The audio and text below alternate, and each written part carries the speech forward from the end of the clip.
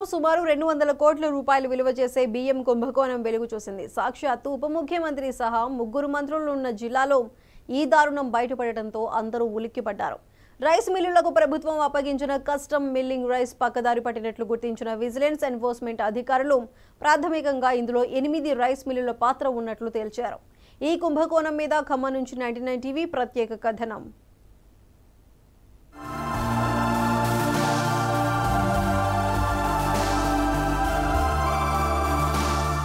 ఖమ్మం జిల్లాలో రైస్ మిల్లులకు ప్రభుత్వం అప్పగించిన కోట్ల రూపాయల కస్టమ్ మిల్లింగ్ రైస్ మాయమైంది. మిల్లర్లు మింగేసిన బియ్యం విలువ 200 కోట్ల రూపాయలుంటుందని అధికారులు ప్రాథమికంగా అంచనా వేశారు. విజిలెన్స్ ఎన్ఫోర్స్మెంట్ అధికారులు జరిపిన తనిఖీల్లో విస్తుపోయే విషయాలు వెలుగులోకి వచ్చాయి. చాలా చోట్ల రైస్ మిల్లులు, గోడౌన్లు ఖాళీగా దర్శనమిచ్చాయి.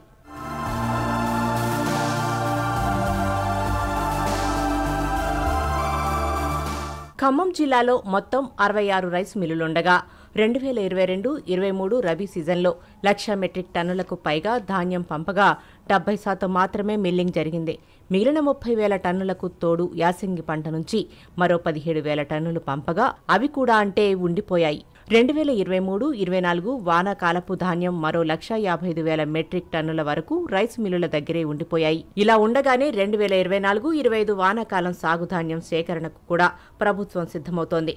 ఇలా మిల్లర్ల వైపు నుంచి మంచి స్పందన కానరాకపోవడంతో అధికారులు దాడులు జరిపి అసలు విషయం కనుక్కున్నారు. ఇప్పటి వరకు మిల్లర్ల దగ్గర ఉన్న ధాన్యం నిల్వల లెక్క తేల్చే పనిలో నిమగ్నమయ్యారు. ఈ కస్టమ్ మిల్లింగ్ బియ్యాన్ని మిల్లర్లకు బహిరంగ మార్కెట్లో అమ్ముకుని సొమ్ము చేసుకుని ఉంటారని అధికారులు అనుమానిస్తున్నారు. బకాయిలు చెల్లించని మిల్లర్లకు 125% జరిమానాతో పాటు బియ్యానికి బదులు నగదు రూపంలో వసూలు చేయాలని పౌర సరఫరా శాఖ ఉన్నతాధికారులు ఆదేశించారు.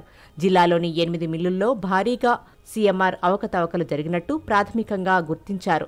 వాటిలో SAR, Sri Satyanarayana silky and sortex rice mill, RV Lakshmi rice mill, Sri Balaji rice and flour mill, Vasavi dal and rice mill industries, Srirama modern parboiled rice mill భారీగా బకాయి పడ్డట్టు తేల్చారు.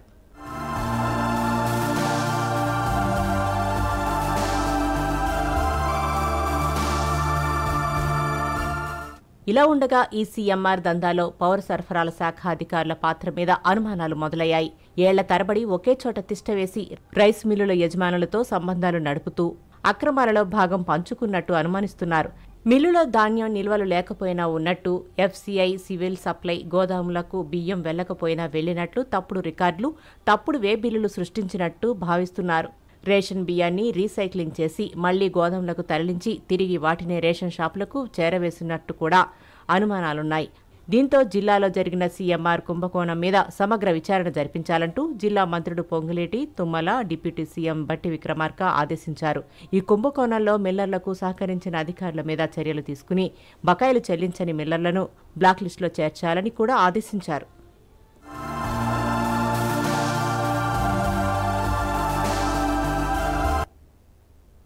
దసరా